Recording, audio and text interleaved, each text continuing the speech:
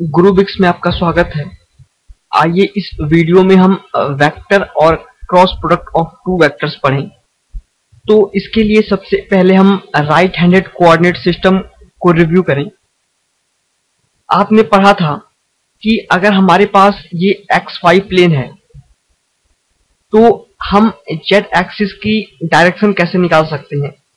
तो अगर हम अपने राइट हैंड के फिंगर्स को इस तरह से कर्ल करें कि वो पॉजिटिव एक्सिस से अवे जाएं और वाई एक्सिस के टुवर्ड जाएं, दैट मीन्स हमें इस तरह से कर्ल करना है, लाइक दिस।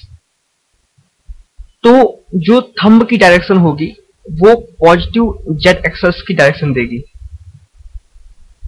तो जो थंब की डायरेक्शन होगी वो पॉजिटिव जेड एक्सिस की डायरेक्शन होगी। सिमिलरली जेड एक्सिस की डायरेक्शन फाइंड आउट करने के लिए एक सेकेंड रूल भी है, इसे हम स्क्रू रूल कहते हैं। अगर हम इस स्क्रू को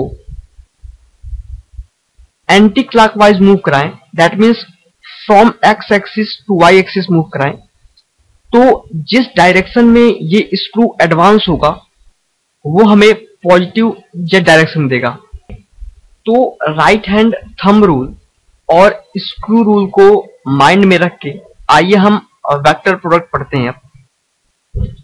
तो वेक्टर प्रोडक्ट की डिफिनेशन है, the vector product of two non zero vectors, vector A and vector B, is denoted by vector A cross vector B and is defined as vector A cross vector B is equals to mod of vector A into mod of vector B sin theta n cap।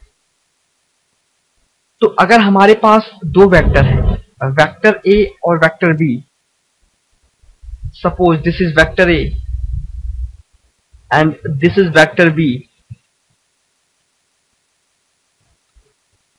and this is n cap,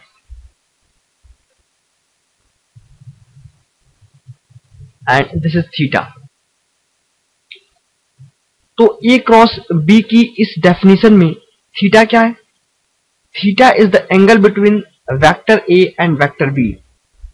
और ये n cap क्या है? n cap is the unit vector that is perpendicular to both vector A and vector B। और n cap में कैसे मिलेगा? n cap vector A और vector B दोनों के परपेंडिकुलर होगा। और हम इसकी डायरेक्शन कैसे निकालेंगे? From right hand thumb rule और राइट हैंड स्क्रू रूल। हम अपने राइट हैंड के फिंगर्स को इस तरह से कर्ल करेंगे कि वो वेक्टर A से वेक्टर B की तरफ मूव करें। तो जो थंब की डायरेक्शन होगी वो हमें vector A cross vector B की डायरेक्शन देगी। और ये n कैप उस वेक्टर के अलोंग यूनिट वेक्टर है, that is n cap is the unit vector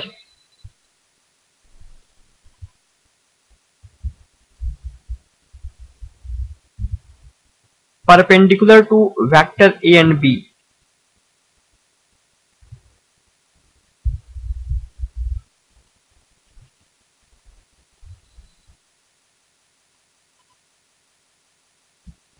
अब हम इस डेफिनेशन से कुछ पॉइंट कंक्लूड करते हैं, दैट इज ऑब्जर्वेशन।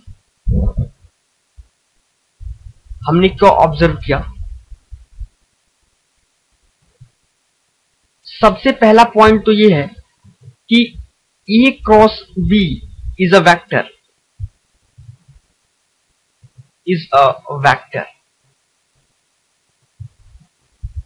आप देख सकते हैं A क्रॉस B की डेफिनेशन हमने क्या लिखी है? A cross B is equal to mod of A into mod of B into sine theta n cap.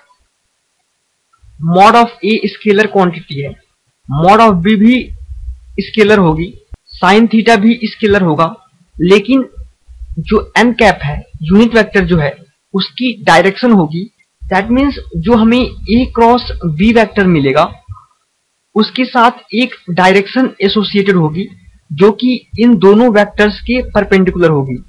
तो इसलिए A क्रॉस B एक वेक्टर है क्योंकि इसके साथ एक डायरेक्शन एसोसिएटेड है। Second point, let A and B be two non-zero vector,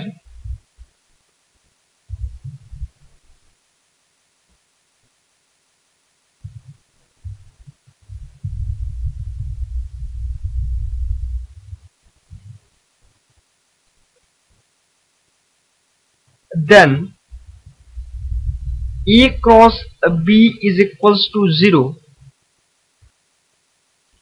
if and only if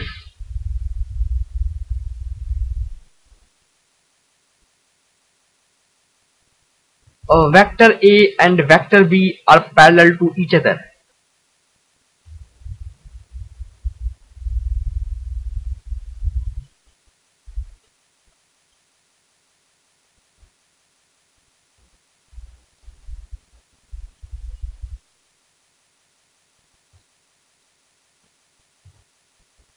That is, A cross B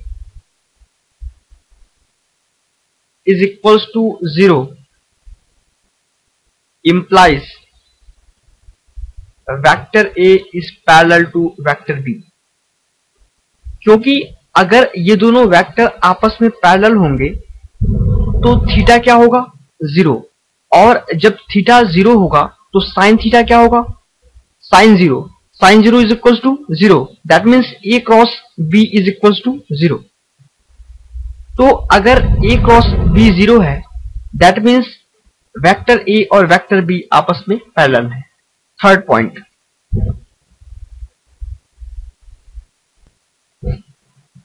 if theta is equals to pi by 2,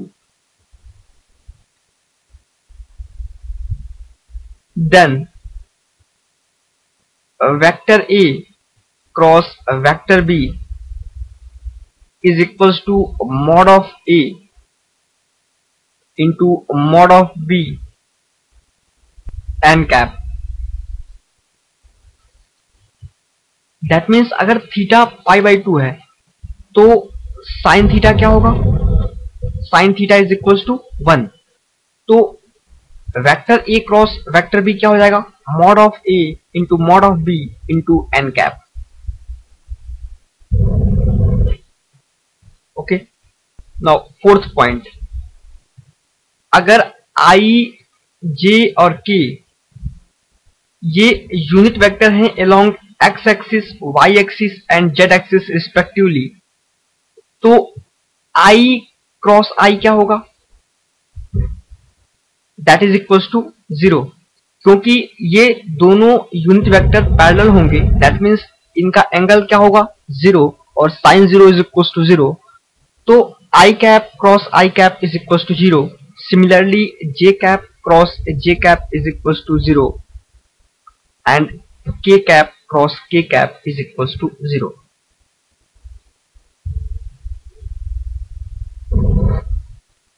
I cap cross J cap क्या होगा?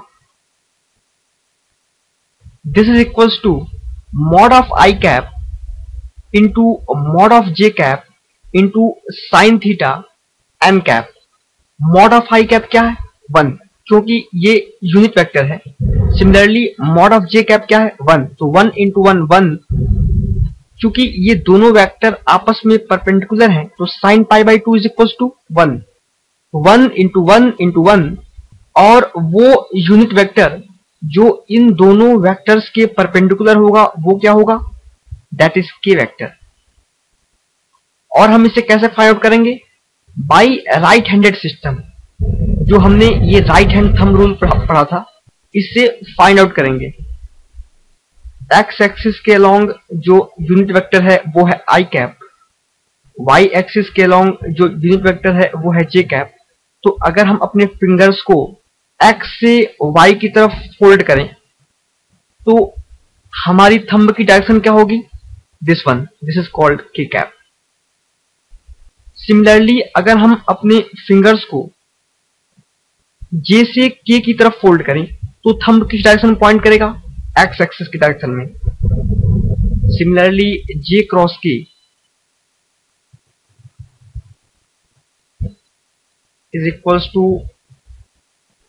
I cap and K cross I is equals to J cap.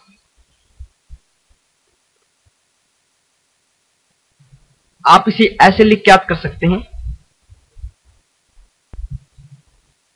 That is I जे के। आपको आई से जे की तरफ rotate करना है, जे से के की तरफ एंड अगेन के से आई की तरफ। अगर आप आई क्रॉस जे करेंगे तो आपको के मिलेगा, जे क्रॉस के करेंगे तो आई मिलेगा, और के क्रॉस आई करेंगे तो जे मिलेगा। और अगर आप इस एरो की अपोजिट डायरेक्शन में जाएंगे, दैट मीन्स जे क्रॉस आई करेंगे तो माइनस के मिलेगा, आई क्रॉस के करेंगे तो माइनस जे मिलेगा, सिमिलरली के क्रॉस जे करेंगे तो माइनस आई मिलेगा। Okay, in terms of vector product आप दो वेक्टर्स के बीच का एंगल कैसे निकाल सकते हैं? This is fifth point. तो आप जानते हैं कि ए क्रॉस बी क्या होता है?